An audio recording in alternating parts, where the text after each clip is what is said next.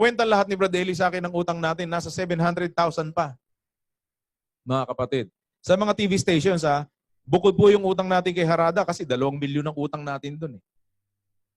Yun, hindi na natin pinoproblema yun dahil hindi naman mahigpit maningil yun.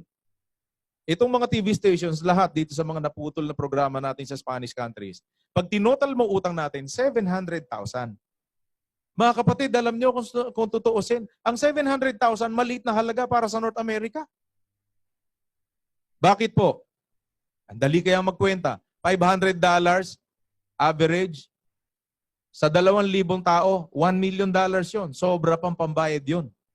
Bakit magdadalawang taon na hanggang ngayon hindi pa natin natatakpan ang utang natin? Bakit? Sabihin nyo kasi generous tayo. Kasi tayo'y sagana kung magbigay. Siguro hindi po ganun. Hindi pinakikita ng numbers Dahil kung yung ating naiaambag, tama talaga sa inaasahan ng Diyos, matagal nang bayad ang utang na yan. $700,000 na lang po Nanggaling tayo sa mahigit 1 milyon, mga kapatid. Nakikita niyo po ibig ko sabihin? Wala akong ina-attacking sino man sa inyo. Dahil hindi ko naman alam kung magkano itinutulong niyo at kung gaano itinutulong ninyo.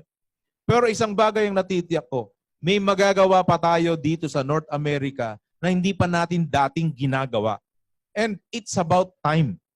Patunayan natin, ipakita sa Diyos yung talagang pananampalataya natin sa Kanya. Mga kapatid, kumilos po tayo para ang Panginoon naman ay malugod sa ating ginagawa. At masumpungan sa atin ng Panginoon ang hindi niya nakita sa kanyang bayan sa nagdaan ang Israel. Naintindihan niyo po? Walang pagsidla! Ang kaligayahan!